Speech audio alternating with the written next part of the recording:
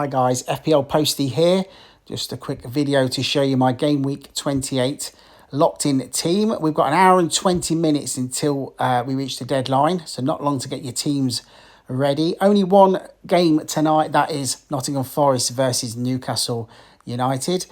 Looking at my team, we've gone with a 5-3-2 formation. I'm really happy that I've been able to get 11 players out on a blank game week. I'm even more happier that I've been able to get 9 out of those 11 all playing at home against teams that either struggle to score or are struggling in the league. The only two players that are away from home this week are Trippier, who is of course in action tonight for Newcastle United, and Maddison, who will be away at Brentford. Obviously, there's no options at the bench, being a blank game week. I was going to go with a 4-4-2 formation.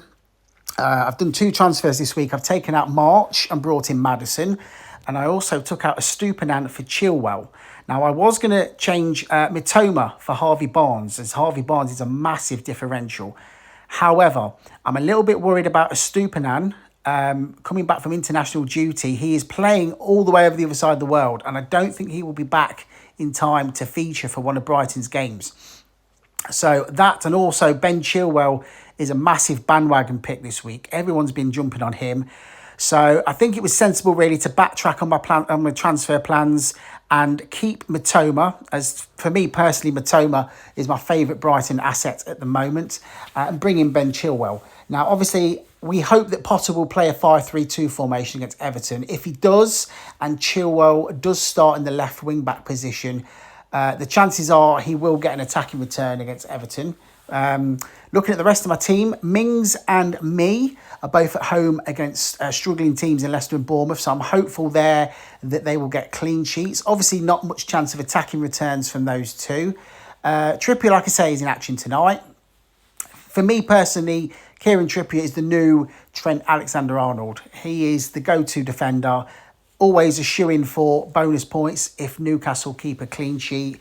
He's on free kicks as well, and he always looks like he can assist the goal. So he's an essential pick. And then my 3 Arsenal boys, Gabriel, Saka and Martinelli. Obviously, they must be bitterly disappointed at last night's shock exit from the Europa League at the hands of Sporting Lisbon. They had to play the full 120 minutes and go through the heartache of losing a penalty shootout. Saka didn't start that game, so he may well be a little bit fresher than the other two. But I'm hoping that Crystal Palace will be lambs to the slaughter against Arsenal. The Emirates is a really tricky place to go this season with how well Arsenal are playing. And obviously Palace sacked Patrick Vieira this morning. So hopefully they will be in disarray and they will go there and Arsenal will bang them for 4 or 5. That is one of the reasons why I have removed the captain's armband off Tony and put it on Saka. Maddison, as I explained earlier, is away against Brentford. Leicester always look like they're ready to score a goal, even though they've had a really poor and disappointing season. Of all the teams in the bottom 6 of the Premier League, Leicester always look ready to score a goal, home or away. Now, if they do get an attacking return and James Maddison is fit and in the team, he normally has something to do with it. He's on set pieces. He's constantly looking to shoot from in and around the box. He's kind of like a baby Frank Lampard in many ways, how he plays. So I'm hopeful that he may get something against Brentford. And then up front, we've got Tony and we've got Watkins. Ollie Watkins is banging form at the moment. Coutinho is still out of the Aston Villa team through injury, so he will be penalty taker as well. I did have the captain's armband on even Tony because obviously he's the talisman of Brentford. If they do score, then he normally has something to do with it. And obviously he's penalty taker and on free kicks. I swapped the captain's armband onto Saka at the last minute. I just think that Crystal Palace are going to get battered by Arsenal. Saka's obviously on penalties as well. Plus he will get bonus points possibly, and also clean sheet points as well.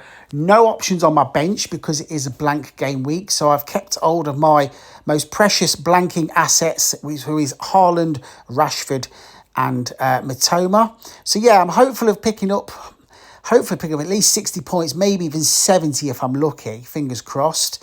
But yeah, really excited for this game week to see how it goes. I'm hopeful that all of my players will get a return, to be honest with you, because the fixtures look really good for them. So I hope that all you guys have a really good game week, and I hope that your green arrows are greener than Baby Yoda's butt cheeks.